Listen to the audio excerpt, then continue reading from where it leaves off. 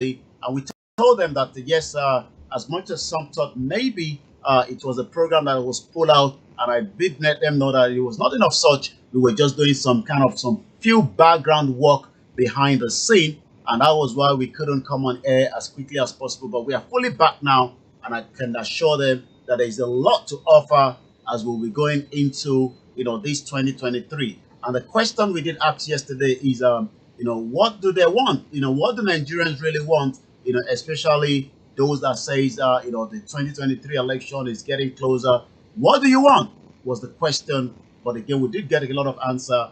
And as I said, next week we'll be reviewing everything about the APC government after 6 years and a half. The rest 13 months, as you saw there, a lot of Nigerians is still asking whether this government has done the best for Nigerians. All that will be reviewed next week again when we come back on air. Well, listeners, Mr. Olayomi Koiki for you, going to bring you updates from Nigeria. So let's go straight to him for the updates. Over to you, sir. Well, as we're also, streaming on all the other platforms as well. People are watching us on Instagram. They're listening on Twitter. Remember to follow Starr Radio UK on this platform to be up to date to all the latest news that is coming out of Africa and different part of the globe as well. We have quite a lot to discuss this morning, as usual, but I can confirm that the president have jet up to, to Addis Ababa on a 4 days summit that I'm sure all other African countries will be attending as well. So we'll be giving a little bit more background to that in just a minute as well. Also, it says, a very busy one in Lagos State. As I speak to you today, the road has shut down because one of the interim president that died, some few weeks ago, is being buried, today, and almost every part of Lagos is completely going to be shut down. So we do advisory for those that will be traveling in and around Lagos this morning. NS Shonekon, as is known, I'm going to give you a little bit background to him. Chief NS Adegunle Oladeyinde Shonekon GCFR was a Nigerian lawyer, a statesman who served as the interim head of state in Nigeria just between August 26, 1993 to November 17, 1993, when Abacha, the late general Sani Abacha, the dictator, also hijacked the power from him. Let me give a background to that story. Abacha was actually, Ernest Shonekan took over at a very difficult time when, the previous dictator as well, Ibrahim Badamasi Babangida, annulled the June 12 presidential election, and there was a lot of chaos in Nigeria as at that time. Babangida stepped aside, Ernest Shonekan came through, and just like they say, sometimes the history of Nigeria just continue. But at age 85, he has now passed on, and we can only pray for the soul and the family that he left behind as well. So let us now, look into the other stories that are coming out of Nigeria as well this morning. Lai Mohammed, Aregbesola, Yari, Kiyamo all loses out as APC inaugurate state chairman. It is the time of politicking and also the time of self-determination, restructuring, revolution.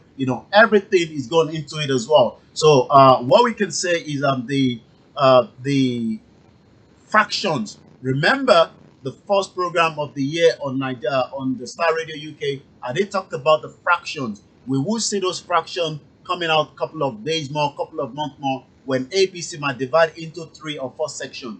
But what we can tell you now is factions rather, of the All Progressive Congress in several states that are loyal to some ministers and senators are set to lose out, as the APC has perfected plans to inaugurate state chairman loyal to the governors at the party's national secretariat in Abuja on Thursday today. Some of the losers include the Minister of Interior, Rauf Aregbesola. He was a one-time Osun State governor. Again, some of these, politicians that left their state, ungovernable for most of the citizens. I mean, I was able to travel down to Osun State while I was in Nigeria, last year, and I could tell you You can see the deplorable roads, the lack of education, the welfare, and yes, he is the current Minister of Interior. But again, during this government, we've seen prison being break across Nigeria. The last one that I can quickly recollect is Agbolongo in Oyo State, where one of the serial kidnapper has now escaped and nobody knows where he is. But the government have continued to deny his presence at that particular coronation center. What we do know is there was a kind of invasion in there. He was rescued out, but the officials and the governor of Oyo State, Chiyi Makinde, till I speak now, cannot confirm whether Wiskilu Wakilu, that has become a terrorist, within the confinement of Oyo State, has run away, and nobody's giving us any information. So some of these ministers are losing out, according to the headline. So let's quickly touch more headline before we come back again to you in the studio. Cool. Osibajo in Accra for ECOWAS meeting on Burkina Faso and Mali. Well, we talked about that a couple of days ago as well, that it might not be cool in Nigeria, but there are indications that as it is now, it seems quite a lot is uncertain with most African countries. So the Vice President, Yemi Osibajo, this morning has departed to Accra in Ghana to represent Nigeria at an extraordinary summit of the ECOWAS Authority of Head of State Government deliberating on the political situation in Burkina Faso, Mali, and Guinea. Osibajo, who is representing the President Major General Muhammadu Buhari, will be at the meeting, which is coming as part of the resolution that was reached last week on a virtual chair by the Ghana President Nana Akufo-Addo. So let's look at some more headline, and then I'm going to come back again to you in the studio. Yes, we did talk about the gunman beheaded the Imo ex-policeman on the farm return body. I can also confirm that there was a case of a kidnapping, Mr. Archie and our listeners, on Saturday in Nakure in the southwest of Nigeria. I can now confirm on Tuesday, those three people have been released: the wife, the husband, and what we call the orderlies. In Nigeria, as I'm sure maybe other African countries, you can easily have a police escort or soldier, but you would have to be responsible for paying, their services while they are with you. So three of them were kidnapped. The driver was left to go and tell the family, but after a negotiation from 100 million naira, 11 million naira was eventually paid off on Tuesday, as equivalent to $20,000, 15,000 pounds was paid on Tuesday, while the terrorists drove back into the town, released these three people, collected the money, and they fled back into their bushes where nobody knows where they are. And that goes back to this next conversation. Again, the Northerners will know peace when I leave office. I'm not sure whether the northern part of the country will know peace, because as we speak right now, there are more internal display persons, all over the country, most especially in the northwest and the southwest and the northeast as well. At the advent of its administration in 2015, I pledged to Nigerians that I will restore peace in northeast and return it to the path of development and growth. President Buhari says Nigerians in the northeast will, in the coming months, be safe from the atrocities of the bandits and the terrorists ravaging the region. I'm not sure whether that is something that is going to happen anytime soon, because as I speak to you, not just in the northeast or the northwest or the southeast, it is almost every part of Nigeria that is bleeding in terms of this, terrorist invasion across Nigeria. Even though this government, which is what we're going to be reviewing next week, Wednesday on Niger Voices, what it has done while they've been in office. But I just want to pick up one more story, and then I'm going to come back again to you slightly. Once again, it is Starr Radio UK, your finest African and Caribbean radio station in London. So, okay, I can also tell you there's a breaking news coming out from Castina community. Bandits. They do call them bandits in Nigeria, but we tend not to use the word bandit because that is what the information minister, Alhaji Lai Mohammed, a lot of people call him the liar, because an information minister that have kind of distorted a lot of information coming out of Nigeria. So most media in Nigeria will not use the word terrorist, they will rather use bandit. But we use terrorists because terrorists are the people that are making life unbearable for millions of Nigerians. So as I say to you right now, coming out of Nigeria, terrorists killed village head, 5 others in Castina. That is the breaking news that is coming out of Nigeria as well in the last 25 minutes. But the last one I wanted to talk about before coming back to you, Boko Haram improvised explosive device killed a civilian JTF commander injured others in Borno State.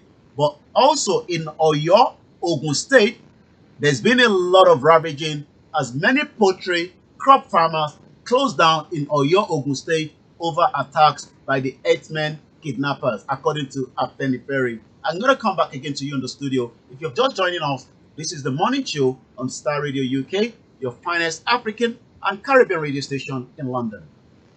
Well, listeners, Mr. Olayomi Koiki for you this morning, bringing you updates from Nigeria, all that you need to know. Yes, and as I said, there's confirmation of that attack in Katsina. Yes, which is very, very true there. But Yomi, now let's quickly talk, digress a bit. Now, I remember back in, was it early part of 2021 or 20, latter part of 2020, we were talking about the Amotekun, okay?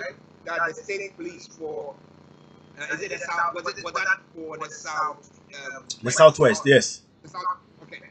Now, what happened to it? And I know the presidency have been saying, the federal government have been saying that they don't want to give in to such security bodies to be created by the states. But what happened? What is going on? Do you think that will be what the president is looking at now, or he is going to be deploying the federal police or security network to go and protect the people in the north? The Operation Amotekun, Western Nigeria Security Network, as it's called, Western Nigerian Security Network, code name Operation Amotekun, with the kind of a tiger kind of images on their emblem. They've been in operation, I can tell you that. But whether they are capable, to tackle some of the high risk, operation in Nigeria that should have been done with more of the, these other security operative. Yes, they were established formation in the southwest in Nigeria on January the 9th, 2020, which was about 2 years ago. It was founded at Ibadan in Oyo State. But the question you've asked is whether they are capable. Some of the operations that we've seen them doing is, we've seen them, tackling some of these, especially in Ondo State, where the governor of Ondo State have been giving more access to them to, especially the movement of the Earthmen. But in terms of going after criminal element like Akure State, again, where there was a kidnap on Saturday, I was involved in terms of communication between the family of these individuals in US and UK, and there was a question about the involvement of Amotekun in operation. Remember, there was also a police officer that was kidnapped in Stam as well.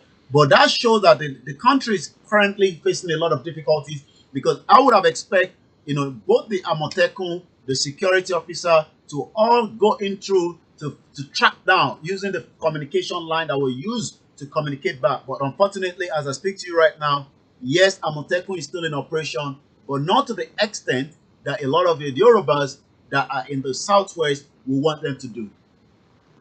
Well, listeners, Mr. Olayomi keep bringing updates from Nigeria. But if you are listening to us, I want to find out from you. Do you think that having a state security network or the state police, as it's had in the southwest, the Amotekun, if you have some in the north, that will help quell the insurgency that is going on? We want to hear from you. You can put it on our Facebook page, and I promise you we're going to read that. Okay, so let's go back to Yomi for some of the other stories making around. Over to you, Yomi. Yes, sir. Let's go back again and touch more other stories coming out of Nigeria this morning. It is still the finest African and Caribbean radio station in London. Yes, we talked about the oil platform that exploded in Niger Delta. A very, very sad one, is because not just this explosion, it also creates more havoc to the community that are already suffering because of the the lack of infrastructure facility, and most of them that are in the fishing area. Fishing industry means that more crude oil in the water, more problem. A floating production storage and offloading FPSO vessel with a capacity to process up to 22,000 barrels of oil per day, inject up to 40,000 barrels of water per day, stored 2 million barrels of oil, has exploded and literally sunk at the Ipokiti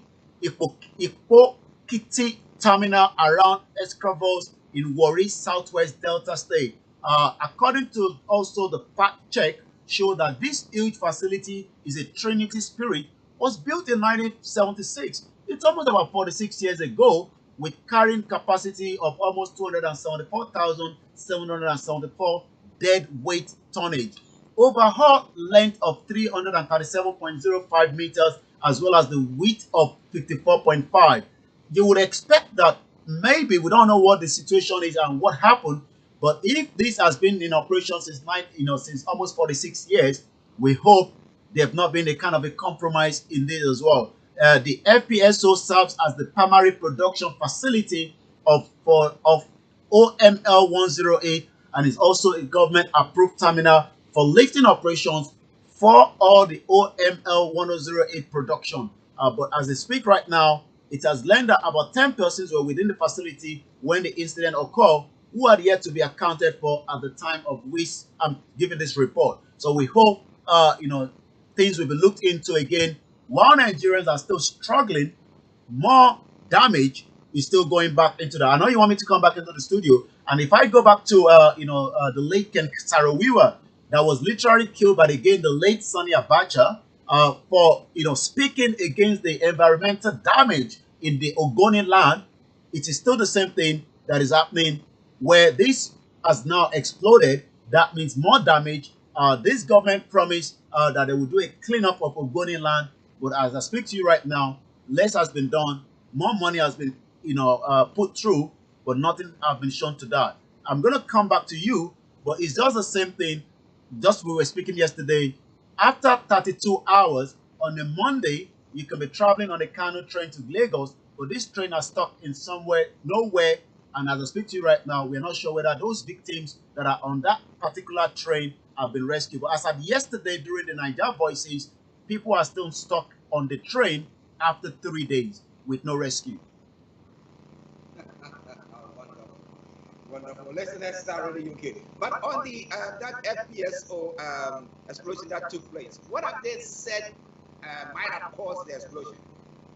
Well, like I said, we don't have a clear understanding of what must have happened, but in an operation where it involves the crude oil, it could be anything. And that's why, I've been able to give the background of this Trinity Spirit that was built in 1976. That's about 46 years ago. We hope that, it has not been compromised. We hope things has been done. According to release title, Fire Incident on the Trinity Spirit FPSO, the company announced that the incident happened in the early hours of Wednesday, while stating that investigations were going on to ascertain the actual cause of the explosion. The organization noted that, as required, it had already reported the matter to the appropriate government agency. But as we speak right now, tight crew members, it's further confirmed that there were 10 crew members, but that everything was being done to ensure their safety and security.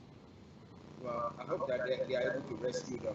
But I was just praying that it wasn't a sabotage, or they alluding that it was a sabotage. The moment they do that, then you try to target some other people, but not seeing to address the main issue. Because we're talking about pollution now.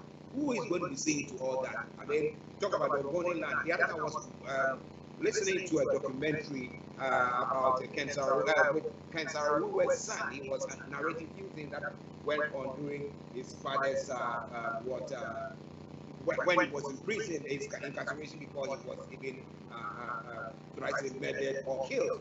So I was looking at all that and I was asking myself, how can people living in an area who are talking about the difficulties that they are going through, yet government don't want to see to address that, but rather kill some of them because they are making too much noise? And if you are listening to what this is what seems to be going on. I don't know whether we want to give. I know that this some of the FPS or this Trinity Spirit, I know it do not belong to Nigeria, so they might have foreign entities in there. Now, do we protect the foreigners more than our own people? Well, it is Starr Radio UK. You can send your comments in and we will surely read that. But let's go back to Yomi for some of the other stories making around. Over to you, Yomi. Well, it's not over until it's over, is what they say. As more Nigerians, are also demanding, again, the self-determination to opt out of Nigeria. Also people are demanding a restructure of the country, and these were part of what we discussed yesterday during Niger Voices. And as you can think of it, Chief Sunday Igboho is still being held in Benin Republic as we speak right now, spending almost 6 months. The question then again is, for how long, should someone that hasn't commit an offense, have to spend, inside, a prison when we still have, more people that are criminals element, moving around the country, with impunity. So let me first go back to, the also the issue of, Mazi Nnamdi Kanu as well. We saw that he's still being held in Abuja as well, but his net court case, will be following that. But the question a lot of Nigerians are asking is, for how long, all this has to happen, especially, if you are not really, somebody that feel comfortable. The situation right now means that, as at yesterday, today's the third, court fined the Attorney General Malami for purposely delaying the trial of Nnamdi Kanu and the co-accused. Imagine, that it seems the government of Nigeria is trying to delay the court case. So, it's been in the court appearance last month, but also it doesn't seem, the government really wants to do a court case at all. Rather, they probably wants to waste time and keep him there till 2023, which is what a lot of people believe. The same thing is what they are planning to do on Chief Sunday and the Yemo Igboho that is being held in Benin Republic in the last 6 months. So the headline says, court finds the Attorney General Malami for delaying the trial of Nnamdi Kanu co-accused. The judge was visibly angry with the way the trial was truncated, ordered that 200,000 naira must be paid to the defendant. Justice Binta Inyako of the Federal High Court in Abuja yesterday imposed on the Attorney General of the Federation and the Minister of Justice Abubakar Malami a fine of 200,000 naira for frustrating the trial of four co-defendants of Nnamdi Kanu, the leader of the indigenous people of Biafra, IPOB, on treasonable felony charges. Justice Inyako yesterday ordered that each of the defendants be paid 50,000 naira by the AGF for the inconveniences they suffered as a result of the absence of the lead counsel to the federal government. Imagine the government is the one trying to charge you for for a crime, but yet the government hasn't bring in their legal team to the court to represent the federal government. I mean, it just shows the negligence of a system that have failed for a very long time. Just as we said, more people are still being stuck. I hope I mean, since we announced that yesterday, and the videos of that has also gone viral as well. Also, Mr. Archie, the kind of poverty in Nigeria right now, there's a particular video that is trending that I believe we should discuss here as well. A woman in Nigeria is not just a woman, also wearing a kind of a Islamic outfit, was approached by a man that eventually we now realize that it's a comedy, but I'm not sure whether this kind of comedy will be done in other part of the country around the globe, especially in the Arab country.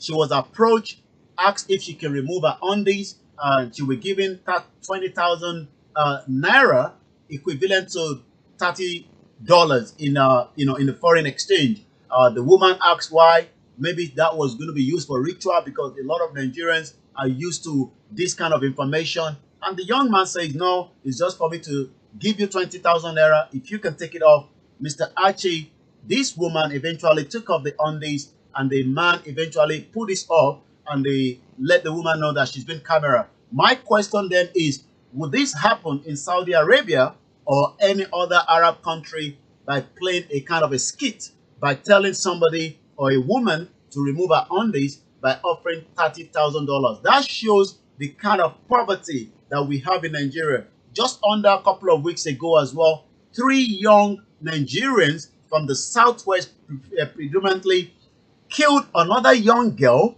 by taking off her head for ritual purpose. Until they were cooking the head, the smell of that was coming out of the room. People went into the room, wanted to find out what was happening, And here you go, 3 young boys aged 17 up to 20 have eventually killed another young girl, to make ritual for money purpose as well. So this shows that, as much as, we are not going to condone all these, but it also shows the kind of crime that is taking place, on a daily basis in Nigeria because of the Archie that more Nigerians are facing as well. Again, before I come back again to you in the studio, we're gonna go straight into the social media. I'm gonna come back as well. Nigerian soldiers lament delay in payment of the January salary.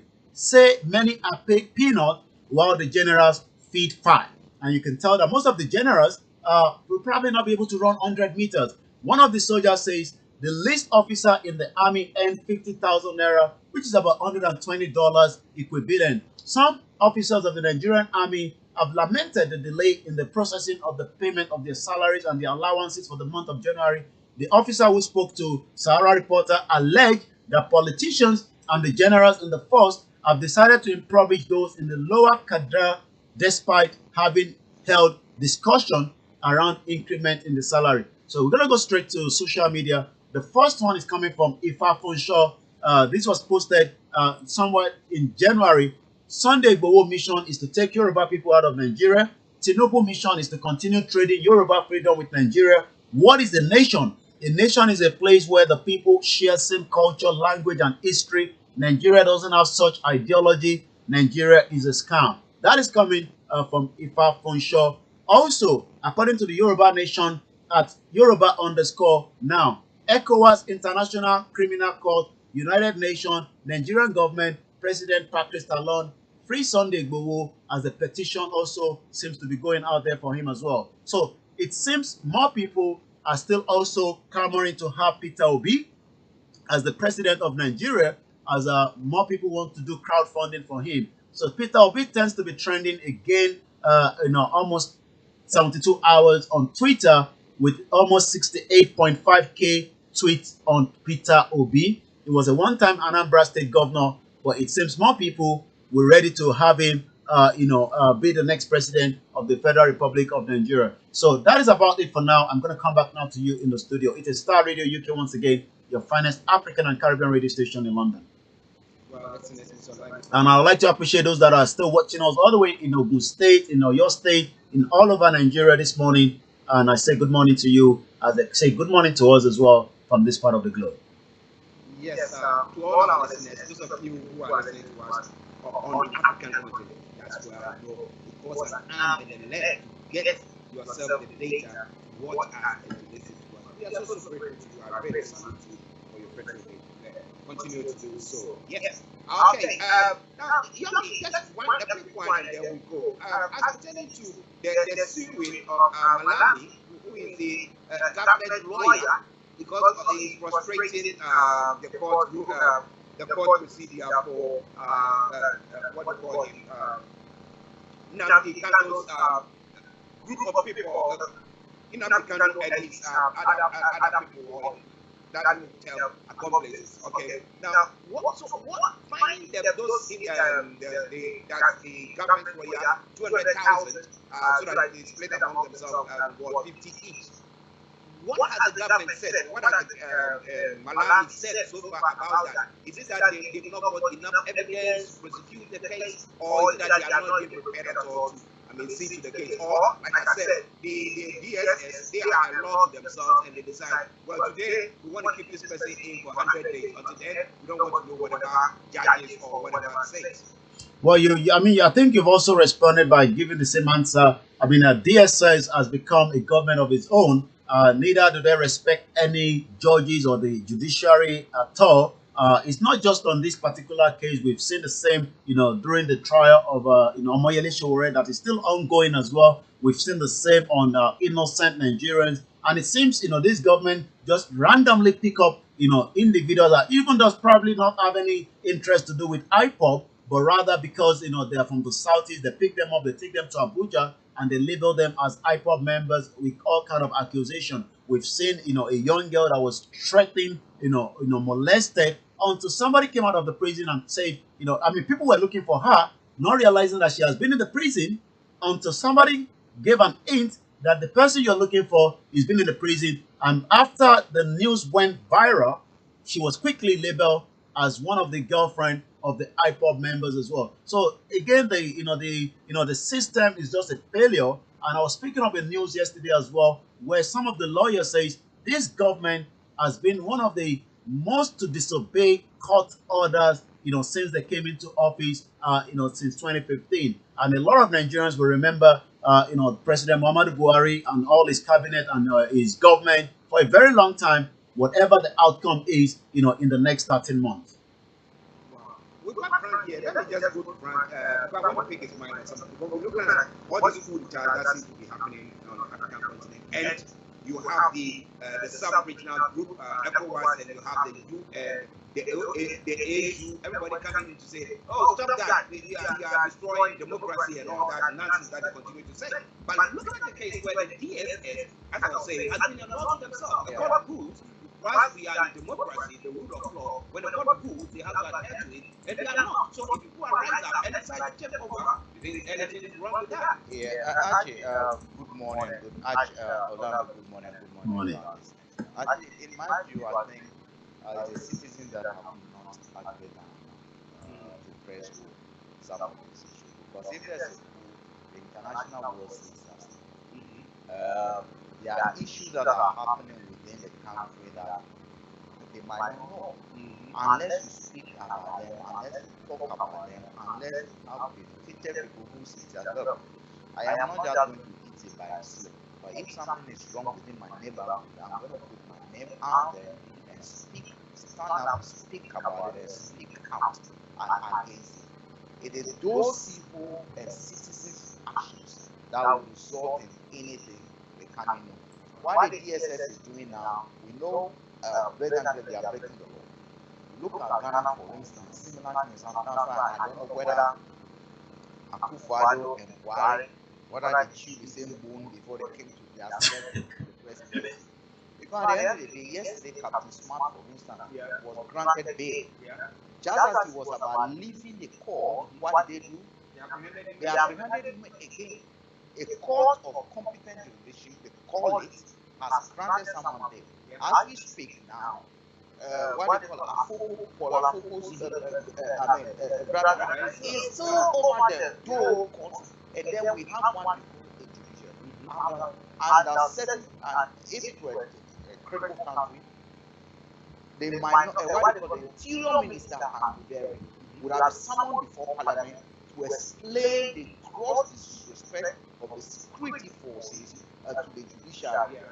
The Chief Justice would have taken action of security undermine the authority and the independence of the court, and therefore the private citizens of justice that is required. But everybody is quiet because it works in their favor. Look, as we speak now, Nigeria, the executive, the security, the the legislature, and the judiciary are in bed. How are you going to be able to have justice in such a situation? We should be able to start pointing out some of these institutions who come and tell us you cannot just have a democracy on a paper. What is going on is dictatorship and democracy. Citizens will need to rise up and say no. And look, actually, a citizens action that needs to inform the world what they want as a country. It's not just a few people and what they claim they've crafted on the paper. Well, listeners, Mr. Frank Davis for you. Not to go away, we'll go back to Yomi for his closing remarks. Then we'll continue with our discussions. Over to you, Yomi. Yes, we'll be back again same time tomorrow, but don't touch the dial as you still have Frank and Archie to take you through the remaining part of this morning show program. Nigeria needs a working system, not a Messiah system. That is coming from Tolulope Olunridero on Twitter. But again, more Nigerians are really looking up to the situation that is happening back home. I can tell, according to the time clock and the days, hours before that election or no election or whichever is going to come up in 2023, according to Star Radio UK, 372 days, 12 hours, 9 minutes, 27 seconds. I'm checking out now, but I'll be back again at 11 o'clock tomorrow. Have a very good morning, all. Bye for now. Bye, Yomi. Okay, listeners, that was Mr. Olayomi Koiki bringing you updates from Nigeria. It's now 10 minutes to the top of the hour. It's 10 minutes to 12. We're going to take a break, and once we come back, we'll be looking at the stars and across the globe. In your area, in your vicinity, in your country, in your village, in your town, wherever you are.